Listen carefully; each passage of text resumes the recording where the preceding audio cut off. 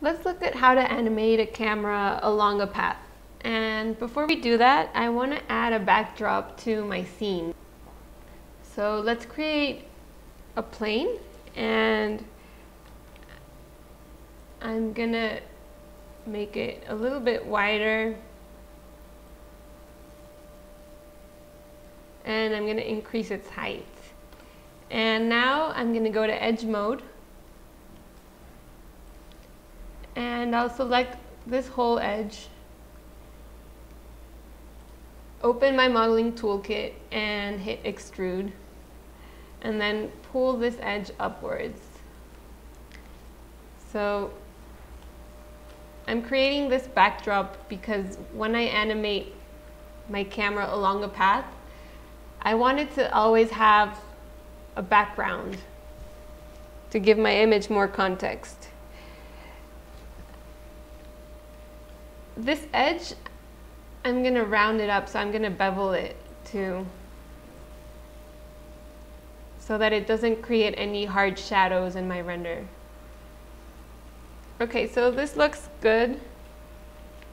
I'm going to go back to object mode and maybe move my backdrop a little bit closer to my table. And now when I render my image, I'm always going to have this nice background. You can also change the material for it. For example, maybe you can create an Arnold standard surface,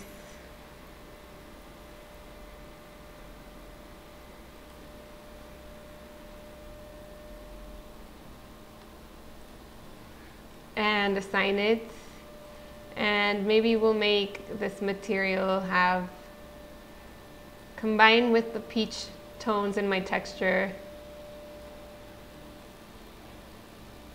And I like the fact that it's a little bit reflective.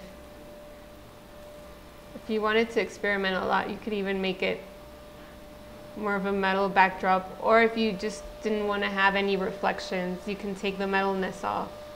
Okay, so in order to create a path and have the camera follow that path, it's very simple. You first need to create a curve, and so make sure you're in modeling, and you could either create a curve, something like a circle, or more of an irregular curve too.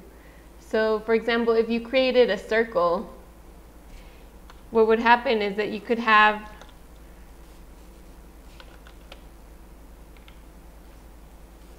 create a camera and then constrain it to the circle, and so the camera would be following this circle. This would kind of be like the dolly or the track for the camera. So, okay, I'll show you how to do it with a circle, and then we can try more of an irregular shape. So first you would need to go back to animation and create a camera. And so here's your camera. And now, in order to be able to constrain this camera to your path, you first need to select the object. So in this case, it's the camera. And then you would hit Shift and select your curve. And then go to Constrain, Motion Paths, and Attach to Motion Path. And so now, if I play my animation, you'll see that the second camera is constrained to my circle or my motion path. And if you look at your attribute editor, there's this new tab called Motion Path for it, and it's already keyframed. And it'll keyframe for the length of the animation that you have set up in your time slider. Now there's several settings that you can change for your motion path. So you can change, for example, this follow, and what that does is it keeps the lens always pointing towards the front instead of following kind of the natural curve of the circle. So you can see the difference now, whereas now the camera is kind of always aligned to the normals of my circle. You can also change the direction in which your camera is pointing. And you can even give it a specific twist. Now, if I move my camera away from my motion path, it's not really going to be doing anything because once I play the animation, you'll see that it's going back to the circle. This is because we've already constrained it. So you can't really edit your camera directly. Like, you can't decide to rotate it here and think that if I place it looking downwards here, then it'll change, right? Because it's constrained. So the only way that we can edit the position of our camera is with these settings. So you can try these settings around and see what they do. Now, if I move my circle down, for example, since my camera is constrained to that circle, it will move the camera down with it. And in this case, maybe I need to center my circle. So I'm going to go to my top view. And I'm going to center this.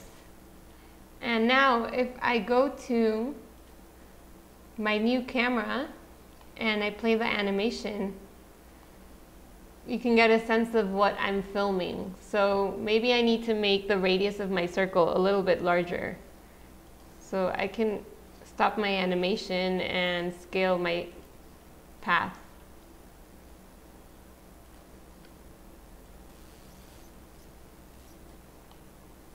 Now let's go ahead and look at this again. So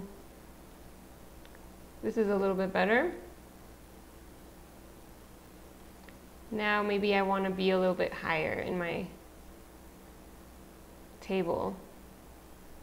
So I'll go back to my perspective view and maybe bring this up a bit.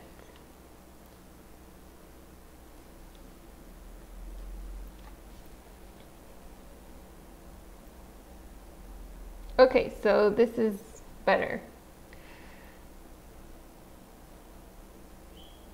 So again, this is how you constrain a camera to a motion path.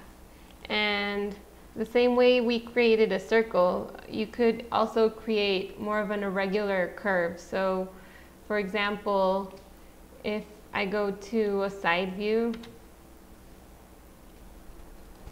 and maybe I create a curve here, and let's see what this curve looks like. So if I wanted to make more of an irregular shape, I could create another camera. And again, first select your object, next select your path, and then constrain, motion paths, attach to motion path. So now you see I have another camera following that curve. Again, you would need to go to its attributes and make sure that it's correctly aligned so that it's actually shooting your scene. You could, for example, inverse the front and now it's actually looking at my scene. If you click follow off, again, it's just going to keep looking straight. So in this case, I want it to follow. And let's see what that looks like.